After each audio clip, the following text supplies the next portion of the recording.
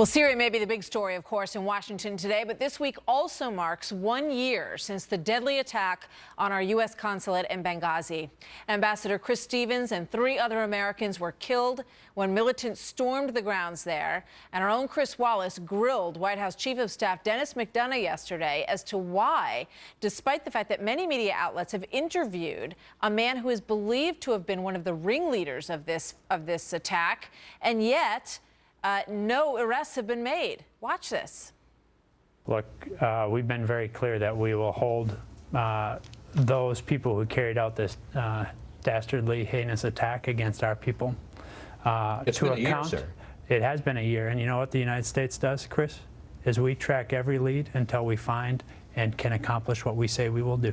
But why can't we find Katala when AP can? This president has demonstrated that, and we will do that. Joining me now is Andy Dean, nationally syndicated radio talk show host of America Now with Andy Dean, and Richard Fowler, host of The Richard Fowler Show. Good to have you both here. Andy, what's your reaction to that exchange? I thought it was embarrassing. I mean, you have the White House Chief of Staff for a year after Benghazi, and nothing's been done. Abu Qutala, one of the responsible parties who's a member of a Libyan branch of al-Qaeda, is hanging out talking to New York Times reporters, sipping coffee. And this same branch of al-Qaeda then went on to attack an Algerian installation and kill 39 oil workers. So they're running around North Africa and nobody's doing anything. And I think there's a reason why, and that's because Barack Obama wanted this Islamic fantasy of Islamic government to take hold of North Africa, and we've all seen it's been a nightmare. Really? Rich, I don't know about that. You know, I mean, the last part, Richard, you can respond to that. But I want to actually stick to the main question here, which is why would Dennis McDonough be peeved by that question? It's a very legitimate question, Richard. Well, but I think what the Chief of Staff was trying to say pretty clearly is that this president has shown before that he will track down every lead until he gets his man. We saw that when he went after Osama bin Laden, and when he went after a lot of the top al-Qaeda individuals via drone attacks or via CIA covert operations. So this president has always been a president that follows down every lead. And I have 100% trust in this president and our FBI to make sure that we will get to the bottom of this and solve what happened in Benghazi and bring those individuals to justice. So, Andy, This doesn't make any sense. Abu Qutala, the guy responsible, is being interviewed by the New York Times. I mean, why can't we just have a member of our CIA dress up like a Western reporter? Osama bin Laden was interviewed by Barbara Walters. There's no distinction here. But the president went after him and the president got him, and that's the point. Well, that was obviously many years before September 11th. But, you know, I think that, obviously. I think in a way, I was surprised, frankly. It appeared that he was surprised by the question, Dennis McDonough. And I can't imagine, Richard Fowler, why he would be surprised by the question. And there's a feeling that, you know, pursuing this is annoying, that it shouldn't be brought up, and that you should just all be quiet and let the administration take care of it. Now, you know, if we all wake up tomorrow morning and they've found these guys and they brought them in, everyone will be very happy that they were doggedly pursuing it. But the feeling, I think, that upsets people is that they don't think that's the case. They think it's been dropped, Richard.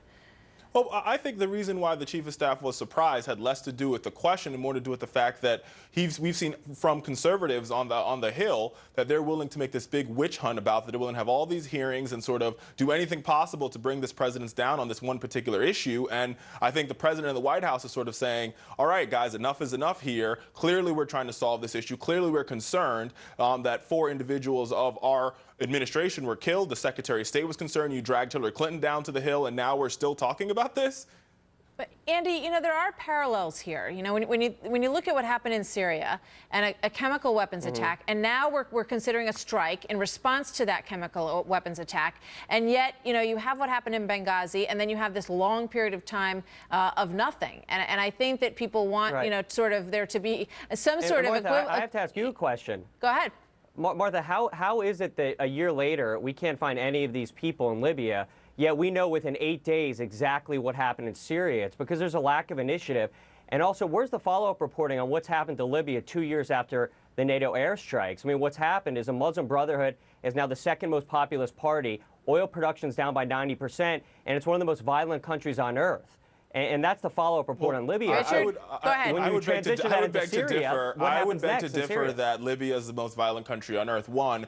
Number two, I think the argument that this White House is making, I think what we've seen from this is that we saw what happened in Libya, and this White House would do everything in its power to make sure that never happens again. That's why just a couple weeks ago, they shut down all their embassies in the Middle East because of intelligence they received. This president has done everything in his power to protect our men and women serving abroad, and the fact that people would question that, Andy, is sort of, that makes them questionable.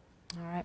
Gentlemen. Well, you see the chief of staff a year later having no clue, and he's upset that we're asking these questions. I think it speaks volumes about what's happening. Well, his claim was that we all should be quiet because something, they're working on it, and we'll see if that turns out to be the case. We will definitely see if that turns out to be the case, because a lot of people are waiting for answers on that. Andy Dean and Richard Fowler, thank you very much, gentlemen. Martha, thank you. So much We'll see you next time. So really, when you talk about what's